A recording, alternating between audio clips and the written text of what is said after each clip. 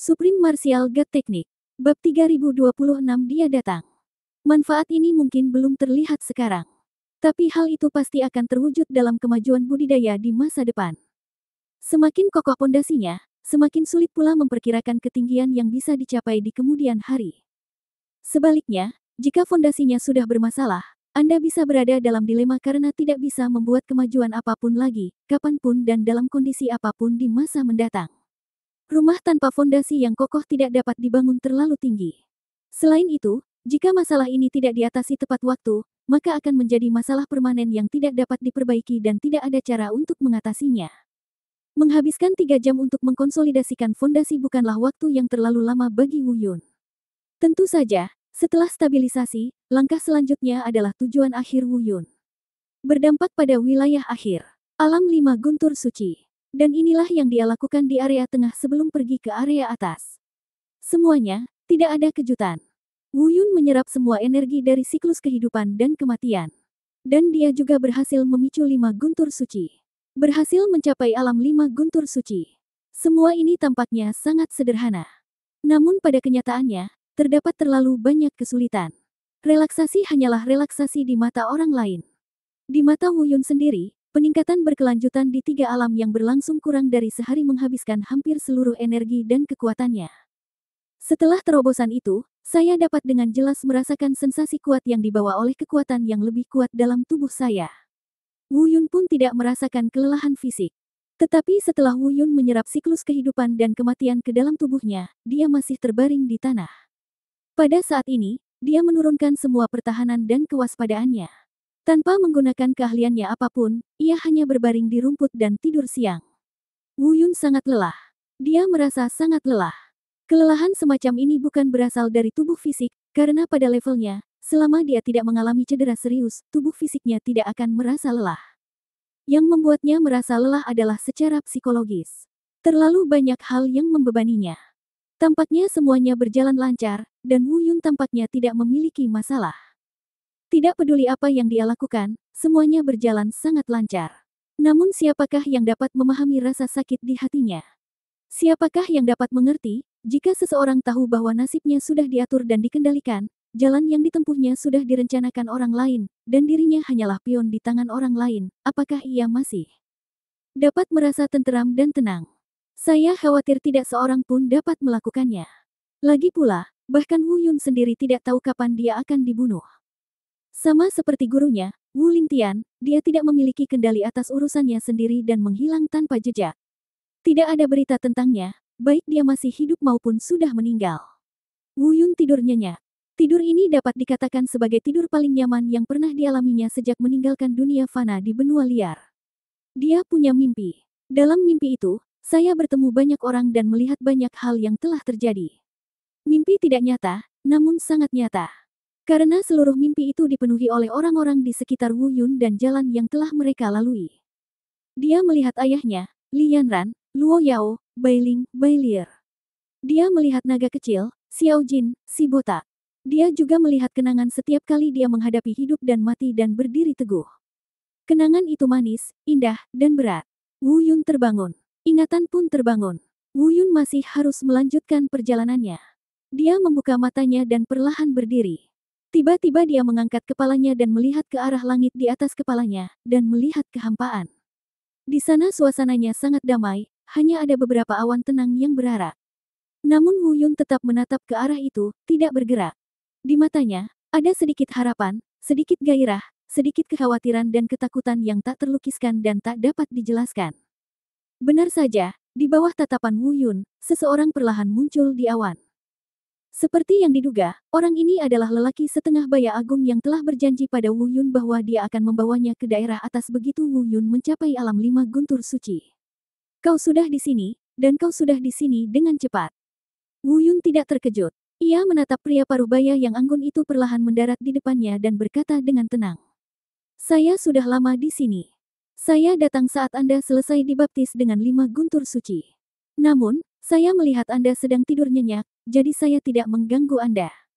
Pria paruh-baya yang anggun itu berkata sambil tersenyum tipis. Kemudian dia berkata, aku tidak menyangka kau benar-benar tidak mengecewakanku. Kau mencapai alam guntur 5 suci dengan begitu cepat. Aku melihat apa yang kau lakukan di area perantara, dan aku tahu apa yang kau lakukan. Kau memang luar biasa. Mungkin kau benar-benar dapat menyelamatkan dunia kita yang akan runtuh. Wu Yun mengerutkan bibirnya dan tidak berkata apa-apa. Setelah hening sejenak, dia berkata dengan tenang, kapan kita berangkat? Sekarang. Pria paruh baya yang agung itu tiba-tiba berhenti, lalu melambaikan tangan kanannya. Dalam sekejap, celah ruang tanpa dasar tiba-tiba muncul di tempat lengan kanannya lewat. Wu Yun cukup terkejut melihat pemandangan ini. Merobek waktu dan ruang serta memadatkan terowongan waktu dan ruang dari udara tipis adalah sesuatu yang hanya dapat dilakukan oleh orang kuat setingkat orang suci. Ruang waktu dan ruang adalah dua konsep yang berbeda. Namun, di luar dugaan, orang yang belum mencapai tingkat Sein ini ternyata bisa melakukannya. Namun, Wu Yun segera merasa lega. Karena ia mendapati di tangan lelaki setengah baya yang agung itu, ada sebuah benda berbentuk cakram seukuran telapak tangan. Jika tidak ada hal yang tidak terduga terjadi, alasan mengapa dia dapat merobek waktu dan ruang adalah karena hanya orang kuat setingkat orang suci yang dapat melakukannya. Itu karena apa yang ada di tanganku. Ayo pergi. Pria paruh baya yang berwibawa itu mengingatkan Wu Yun, tetapi dia dengan cepat bertanya lagi, ngomong-ngomong, di mana gadis kecil itu, yang bersamamu, dia? Bab 3027 Kekhawatiran Wu Yun. Aku tidak berencana untuk membawanya bersamaku. Wu Yun menyela pria paruh baya yang agung itu dan berkata dengan ringan. Setelah mendengar ini, lelaki setengah baya yang agung itu mengerutkan kening, tetapi tidak mengatakan lebih banyak tentang hal itu. Namun, ekspresi aneh melintas di wajahnya. Kemudian terdengar dia berkata, mulai sekarang, panggil aku Senior Zong. Nama belakangku Zong dan namaku Xiao. Baiklah, Senior Zong. Wu Yun membungkuk. Entah kenapa suasana hatinya tidak bisa bergairah. Saya benar-benar tidak dapat mengatakannya mengapa. Bukan karena takut. Dia tidak takut. Terlebih lagi, Wu Yun tidak pernah menjadi orang yang takut pada apapun. Saya tidak takut mati, apalagi yang seperti ini. Alasan mengapa Wu Yun berada dalam suasana hati yang buruk adalah karena dia selalu merasa seperti ada batu yang menekan hatinya. Sulit untuk mengatakan batu apa ini. Apakah Zong Xiao yang meminta bantuannya? Apakah ini keselamatan dunia ini? Apakah Wu Yun khawatir tentang masa depannya? Atau sesuatu yang lainnya? Pendek kata, Wu Yun merasa hatinya berat. Ayo, bocah kecil, ikut aku. Suara Zong Xiao terdengar dari depan. Saat Wu Yun bereaksi, Zong Xiao sudah berjalan memasuki terowongan ruang waktu itu. Wu Yun mengikutinya dengan langkah besar. Ketika tubuhnya sepenuhnya melangkah ke terowongan ruang waktu itu, cahaya asli di belakangnya langsung menghilang. Itu adalah pembukaan terowongan waktu yang menghilang. Di sekelilingnya gelap. Wu Yun merasa dirinya bergerak, namun ruang di sekelilingnya tetap. Dia juga merasakan bahwa ruang di sekelilingnya bergerak, tetapi dia sendiri tidak bergerak. Ini adalah perasaan yang luar biasa. Mungkin, ini adalah perasaan yang tidak dapat dijelaskan yang ditimbulkan oleh kekuatan waktu dan ruang yang belum dikuasai Wu Yun. Gelap, sunyi, kosong, dan tanpa suara. Ini memberi orang rasa takut secara bawah sadar. Tetapi Wu Yun tidak panik, karena dia tahu bahwa Zong Xiao ada tepat di depannya. Aku dapat merasakan kehadiran Zong Xiao, sangat dekat dengannya. Pada saat inilah Wu Yun merasa hati dan pikirannya menjadi sangat tenang.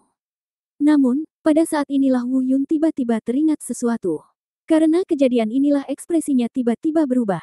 Kemudian dia buru-buru bertanya, Senior Zong, bolehkah saya kembali atau menunggu sebentar sebelum naik? Ada apa? Zong Xiao bertanya dengan bingung. Tidak apa-apa, aku hanya ingin bertanya. Senior Zong, tolong jawab pertanyaanku. Kata Wu Yun. Tidak. Zong Xiao melambaikan tangannya, tetapi dia dengan cepat bertanya lagi, apakah ini tentang gadis kecil itu? Senior tahu. Wu Yun sedikit terkejut. Aku bisa menebaknya, tapi kupikir kau sudah menyetujuinya. Namun, melihat betapa bingungnya dirimu sekarang, kurasa kau belum menyetujuinya. Zong Xiao berkata dengan tenang. Namun Wu Yun tidak menjawab, dia menunggu Zong Xiao melanjutkan. Zong Xiao mengerti dan melanjutkan, kamu khawatir jika kamu gagal melakukannya, dunia akan runtuh dan Yue Yiren akan lenyap bersamanya. Meskipun kalian berdua melakukan perjalanan kembali dari masa depan. Tetapi kamu yang bertanggung jawab. Tempatmu aman. Namun, tidak menutup kemungkinan bahwa dia juga aman. Ketika dunia runtuh, kamu akan kembali sendiri, dan dia mungkin juga kembali sendiri. Setelah Zong Xiao selesai berbicara, Wu Yun menunjukkan ekspresi terkejut. Apa yang dipikirnya memang benar. Dan ini adalah sesuatu yang belum pernah terpikirkan olehnya sebelumnya, atau bahkan belum pernah dipertimbangkannya. Tetapi dia seharusnya memikirkannya. Jadi, saat ini Wu Yun bisa dikatakan penuh penyesalan. Dia merasa bahwa dia harus menunggu Yue Yiren, tidak peduli seberapa berbahaya perjalanannya, apakah dia dapat menghentikan runtuhnya dunia ini atau tidak, dan apakah Yue Yiren dapat kembali ke dunia asalnya setelah runtuhnya dunia ini. Wu Yun merasa bahwa keputusannya sebelumnya tidak benar. Dia seharusnya tidak meninggalkan Yue Yiren. Meskipun niat awalnya adalah tidak membiarkan Yue Yiren mengikutinya, ternyata terlalu banyak bahaya yang tidak dapat diprediksi. Tetapi Wu Yun masih merasa bahwa pemikirannya terlalu sederhana. Kalau saja saat itu dia lebih banyak berpikir dan menunggu Yue Yiren muncul, setidaknya sekarang, dia tak perlu lagi mengkhawatirkan semua hal ini. Tapi sekali lagi, setelah mengatakan itu, karena ia menemui hal-hal ini, kultivasinya meningkat begitu cepat. Dan bagaimana dengan Yue Yiren? Tingkat kultivasi Yue Yiren saat ini mungkin jauh lebih rendah daripada Wu Yun. Jika dia ingin mencapai level Wu Yun, waktu yang dihabiskannya pasti akan berlipat ganda. Dari perspektif ini, Wu Yun mungkin tidak bisa menunggu selama itu. Sialan, sepertinya untuk melindungi keselamatan Yue Yiren, aku harus melakukan yang terbaik untuk menghentikan keruntuhan dunia ini. Meskipun saat itu, dia mungkin juga kembali ke dunia asal sepertiku, tetapi bagaimana jika tidak? Aku tidak ada di sana, bagaimana jika dia menghilang saat itu? Aku tidak mampu menanggung risiko itu. Wu Yun berbisik diam-diam. Meskipun Zhong Xiao sudah menebaknya, dia tidak mengungkapkan pikirannya secara langsung. Dia hanya menghitungnya dalam hati. Tetapi Zhong Xiao tidak bertanya lebih lanjut. Dalam kegelapan, dia melirik Wu Yun dengan sorot mata yang rumit, namun dia tidak mengungkapkan apapun. Wu Yun pun tidak menyadari apapun. Tetapi ketika Zhong Xiao berbalik, ekspresinya tiba-tiba berubah. Bukannya dia sangat murung, tapi setidaknya dia diam-diam bahagia. Dia mungkin sudah bisa menebak apa yang direncanakan Wu Yun. Pada saat yang sama, Zhong Xiao bergumam sendiri di dalam hatinya. Haha, bocah kecil, aku bertanya-tanya apa yang bisa kulakukan agar kau berusaha sekuat tenaga untuk menghentikan keruntuhan dunia ini. Sekarang tampaknya tidak perlu terlalu khawatir. Aku tidak punya niat jahat, tetapi aku benar-benar tidak ingin dunia ini runtuh. Hanya kau yang bisa menghentikannya. Tenang. Setelah mereka berdua berbisik satu sama lain, mereka pun terhanyut dalam keheningan. Setelah waktu yang lama, Wu Yun tiba-tiba bertanya. Senior Zhong, mengapa saya tidak bisa turun setelah saya pergi ke daerah atas, tetapi Anda bisa turun kapan saja? Bab 3028 Gunung Batu Berwarna-Warni. Zhong Xiao telah menyiapkan jawaban untuk pertanyaan ini. Lagi pula, jawaban ini bukan kebohongan, melainkan kenyataan. Begitu Anda pergi ke daerah superior, Anda harus tinggal di sana setidaknya selama 1 tahun sebelum Anda bisa turun. Dan Anda tidak bisa turun sesuka hati. Anda harus memiliki identitas tertentu dan mendapatkan izin untuk melewati lorong waktu dan turun. Setelah mendengar jawaban ini, Wu Yun mengangguk, merasa tidak berdaya. Ia selalu merasa terjebak dalam pusaran besar. Segalanya tampak berjalan lancar, tetapi kenyataannya, setiap langkah tampak penuh dengan jerat dan perangkap. Lebih jauh lagi, beberapa jebakan bahkan sulit dijelaskan. Mari kita bicarakan tentang Yue Yiren. Jelas, Wu Yunlah yang memutuskan untuk tidak menunggu dan pergi tanpa Yue Yiren, dan tidak seorang pun mengatakan sepatah kata pun. Namun, sekarang hasilnya adalah karena Yue Yiren, Wu Yun harus melakukan yang terbaik untuk membantu Zhong Xiao, meskipun dia tidak tahu bagaimana cara membantu. Setelah setahun, bunga lili akan dingin. Setidaknya, di dunia ini, tidak ada 1 tahun pun untuk menunggu. Kita sudah sampai, anak kecil. Jangan terlalu banyak berpikir. Biarkan semuanya berjalan sebagaimana mestinya dan lakukan yang terbaik. Suara Zhong Xiao yang tiba-tiba mengejutkan Wu Yun dari lamunannya. Wu Yun juga dengan cepat menyingkirkan pikiran-pikiran rumit ini dan mengabdikan dirinya pada masalah saat ini dengan sepenuh hati. Itulah kepribadian saya. Wu Yun mungkin merasa menyesal dan tersiksa. Namun dia tidak akan pernah mundur dan tidak akan pernah takut dengan keputusannya. Kini setelah sampai pada titik ini, entah ini jebakan, tipuan, atau sekadar kebetulan, pilihannya hanya satu, yakni terus maju dengan tekad. Ada cahaya di depan. Ini adalah dimensi yang benar-benar baru. Wilayah superior dari alam Dewa Super. Di sini, para kultivator Saint Thunder Realm ada di mana-mana.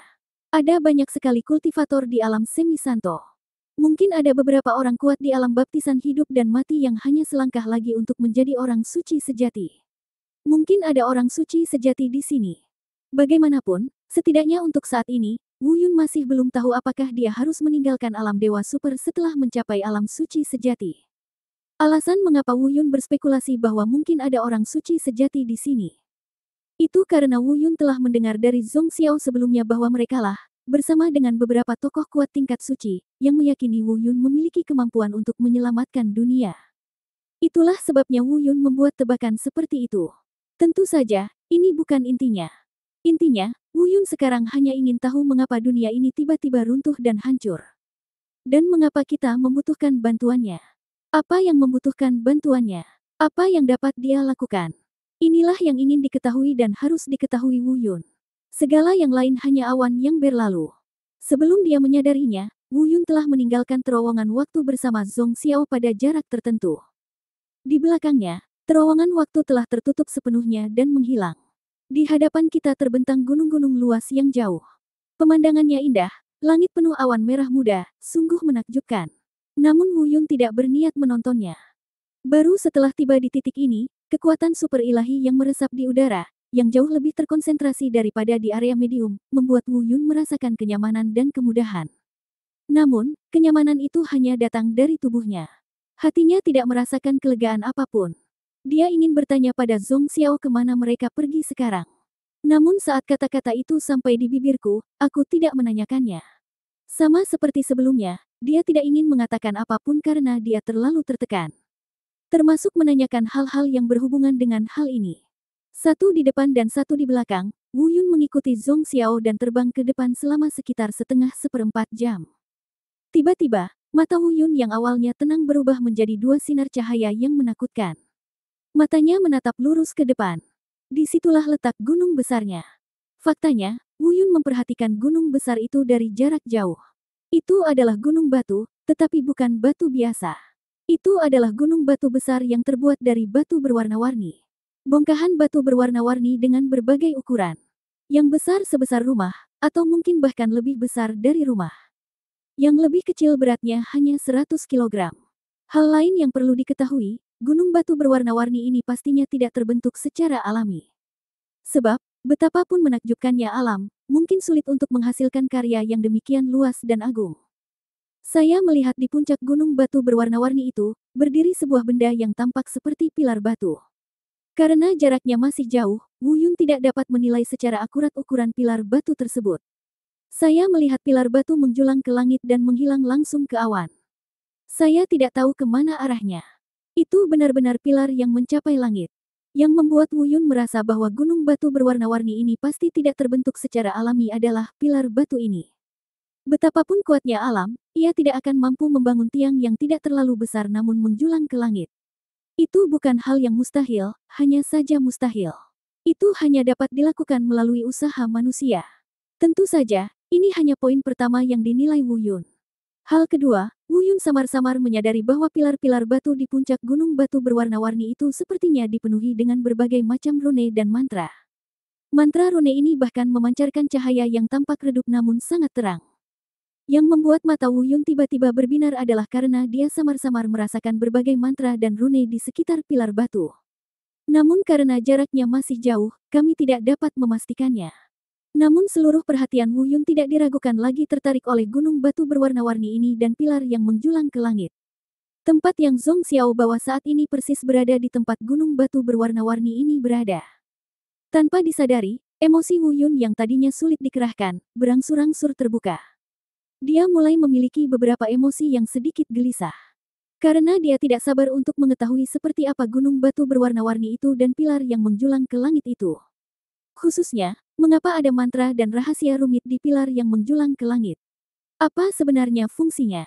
Bab 3029, Spekulasi tentang klan Sengtian. Itu disebut Gunung Suci Lima Warna, dikenal sebagai gunung nomor 1 di daerah superior. Pilar di atasnya menjulang ke langit, berdiri tegak di langit dan menembus awan. Tahukah kamu mengapa itu ada dan kemana arahnya? Mungkin menyadari keanehan dalam ekspresi Wu Yun, Zhong Xiao mulai menjelaskan. Akan tetapi penjelasannya sangat sederhana dan dia tidak menjelaskan secara rinci. Terutama pertanyaan terakhir, yang tidak hanya menimbulkan keraguan terbesar Wu Yun, tetapi juga membuat Wu Yun tampak bingung. Bagaimana mungkin dia yang baru saja tiba di kawasan kelas atas, tahu tentang hal-hal ini? Kalau sudah tahu, kenapa masih bingung? Kemudian Wu Yun menggelengkan kepalanya dan berkata, "Senior, tolong jelaskan." Ini seharusnya menjadi kalimat pertama yang diucapkan Wu Yun kepada Zhong Xiao setelah dia keluar dari terowongan waktu. Dan Zhong Xiao nampaknya sudah lama mengetahui bahwa Wu Yun tidak mungkin mengerti, maka dia pun bersiap dan segera mulai menjelaskannya dengan lancar. Sebuah kata sandi rahasia diucapkan, dan dia mendengarkan dengan lebih saksama. Zhong Xiao melanjutkan, pesawat surga suci, klan surga suci. Ketika mereka mendengar Zhong Xiao mengucapkan 3 kata, klan surga suci, seluruh tubuhnya tiba-tiba terasa kaku.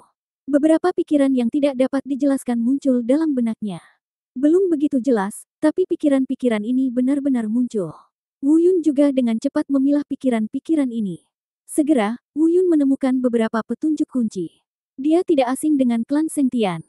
Dia pernah berurusan dengan klan Sengtian sebelumnya, ketika dia baru saja tiba di dunia yang kacau itu. Suku Sengtian menduduki dunia yang kacau, mengalahkan dan hampir membunuh semua suku lainnya. Dan apakah klan Sengtian yang disebutkan Zhong Xiao adalah ras yang sama dengan klan Sengtian yang dilihatnya di luar? Jika memang demikian halnya, jadi, saat itu, klan surga suci lah yang menyebabkan kehancuran dunia ini. Dilihat dari spekulasi ini, seharusnya orang-orang berkuasa teratas di dunia inilah yang menyeret klan Sengtian turun bersama mereka dan menghancurkan mereka bersama-sama. Namun, karena alasan yang tidak diketahui, dunia yang hancur itu terlahir kembali. Dan semua kelompok etnis yang hancur itu terlahir kembali. Ini juga termasuk klan surga suci, yang secara langsung bertanggung jawab atas kehancuran dunia ini. Jadi, jika memang begitu, apakah itu berarti selama kita dapat menghentikan klan Sengtian menghancurkan dunia, itu sama saja dengan mengubah sejarah sepenuhnya? Begitu sejarah berubah, segala sesuatu yang terjadi sesudahnya akan menjadi mustahil. Lalu, apakah dunia kacau berikutnya, klan Sengtian berikutnya, dan semua klan di dunia kacau tidak akan ada lagi? Sambil berpikir, Wu Yun mulai berbisik. Apakah ini hal yang baik atau buruk? Sepertinya menyelesaikan masalah dari akarnya adalah yang terbaik. Lagi pula, jika aku tidak melakukan ini sekarang, saat aku meninggalkan tempat ini, pergi keluar, dan kembali ke dunia yang kacau, aku masih harus melakukan hal yang sama. Selain itu, saat itu, mungkin bukan tentang berhenti, tetapi tentang melawan seluruh klan Sengtian sendirian. Mungkin, klan Sengtian di dunia yang kacau tidak sekuat klan Sengtian saat ini. Tapi sekarang, setidaknya aku punya pembantu. Semua daerah superior termasuk Zhong Xiao, termasuk beberapa pembangkit tenaga listrik tingkat suci, adalah pembantuku. Saat aku keluar, aku tidak akan punya pembantu. Dengan kata lain, orang-orang di luar yang dapat membantuku adalah klan Ming yang bersembunyi di Netherworld dan tidak pernah muncul. Tidak ada pembantu lainnya. Tapi kekuatan klan Ming sendiri benar-benar terbatas, dan bantuan semacam itu jelas tidak sebaik sekarang. Tapi, sambil berbicara pada dirinya sendiri, Wu Yun dengan cepat memikirkan masalah lain. Jika dia benar-benar mencegah kehancuran dunia ini, maka menurut pemahamannya, dunia sebelumnya tidak ada lagi. Jika dia kembali ke masa lalu dan mengubah sejarah, maka segala sesuatu yang terjadi di simpul sejarah yang berubah ini akan berubah atau bahkan lenyap. Apakah itu adil bagi mereka yang datang setelahnya, bagi berbagai ras yang ada? Tapi bagaimana jika tidak berubah? Dia masih harus menghadapinya nanti. Selain itu, Yue Yiren masih berada di area tengah, dan dia tidak yakin apakah Yue Yiren dapat kembali hidup-hidup jika dia tidak menghentikan kehancuran dunia ini. Sangat berantakan. Pada saat ini, pikiran Wu Yun sedang kacau. Dia tidak dapat memutuskan apa yang harus dilakukan. Bab 3030 Gunung Suci berwarna-warni, pilar menuju langit.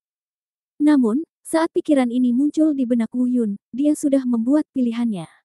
Karena dari sudut manapun. Dengan kata lain, dari sudut pandangnya, dari sudut pandang manapun, menghentikannya sekarang pasti merupakan yang terbaik dan paling bermanfaat baginya. Pembantu sudah cukup. Ada cukup banyak orang yang membantunya dengan nasihat dan memberikan dukungan. Dan Anda juga dapat melindungi Yue Yiren sepenuhnya. Ini tentu saja yang paling bermanfaat.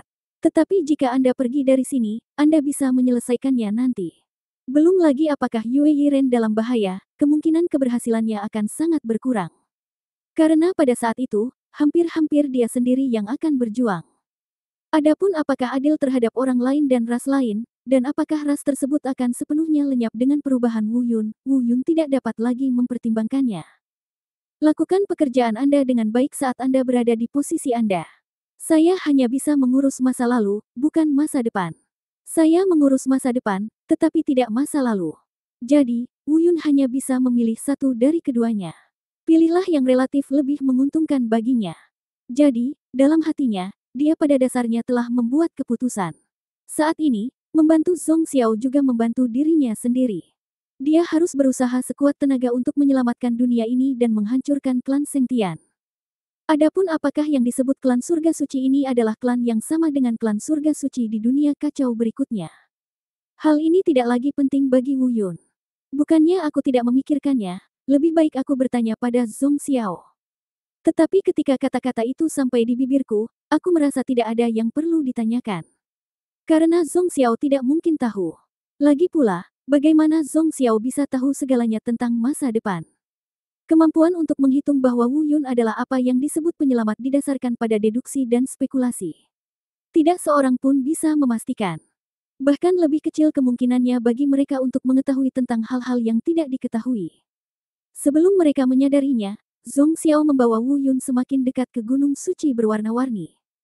Selain dapat merasakan lebih jelas aura yang terpancar dari gunung suci berwarna-warni itu, dan kekuatan yang terpancar dari mantra-mantra rune pada pilar yang menjulang ke langit. Yang lebih penting, Wu Yun juga merasakan aura pria kuat yang tak terhitung jumlahnya yang datang bersama aura dari 5 gunung suci. Jika tidak ada hal tak terduga yang terjadi, mungkin ada cukup banyak orang yang menunggu di sekitar gunung suci yang berwarna-warni itu. Dan mereka mungkin tahu bahwa Zhong Xiao akan menjemput Wu Yun sejak lama. Jadi, mereka semua menunggu kedatangan Wu Yun. Selain itu, Wu Yun juga menemukan hal lain. Saat dia mendekat, Wu Yun menemukan 2 kata besar di pilar yang menjulang ke langit. Sebelumnya, sulit untuk melihat dengan jelas karena terhalang oleh cahaya mantra rune, tetapi sekarang, saya dapat melihatnya dengan jelas. Itu adalah 2 kata besar yang menakutkan. Dukung langit. King Tian, mengapa ada 2 kata, King Tian, di pilar yang menjulang ke langit ini? Mungkinkah itu terkait dengan kolam King Tian milik klan Sengtian di dunia yang kacau? Mungkinkah itu hanya kebetulan? Atau, apakah pilar yang menjulang ke langit dengan 2 kata, King Tian, di atasnya adalah kolam King Tian milik klan Sengtian di masa depan? Kalau begitu, sepertinya tebakanku benar. Kedua klan Sengtian memiliki asal-usul yang sama. Wu Yun bergumam pada dirinya sendiri. Dan sejak saat itu, dia dapat sepenuhnya menyimpulkan bahwa spekulasinya sebelumnya sepenuhnya benar. Ini berarti Wu Yun dapat sepenuhnya mengambil keputusan. Kami sudah sampai. Banyak senior yang menunggumu. Tiba-tiba, sebuah suara dari depan menyadarkan Wu Yun dari lamunannya. Itu suara Zhong Xiao. Wu Yun menjawab, dia sudah menduganya sejak lama, jadi dia tidak terlalu terkejut. Segera setelah mereka melewati gunung terakhir, mereka dapat melihat dengan jelas dasar gunung suci berwarna-warni di depan mereka. Itu adalah daratan datar di antara beberapa pegunungan. Di tengah dataran tersebut terdapat pegunungan yang menutupi area yang sangat luas. Itulah dasar gunung suci 5 warna. Luas, sangat besar, sebuah mahakarya alam. Tidak peduli kata apa yang digunakan untuk menggambarkan keagungan dan kebesaran gunung ini. Terutama perasaan aura yang kaya yang meresap ke sekeliling, yang membuat orang ingin berlatih di dekatnya.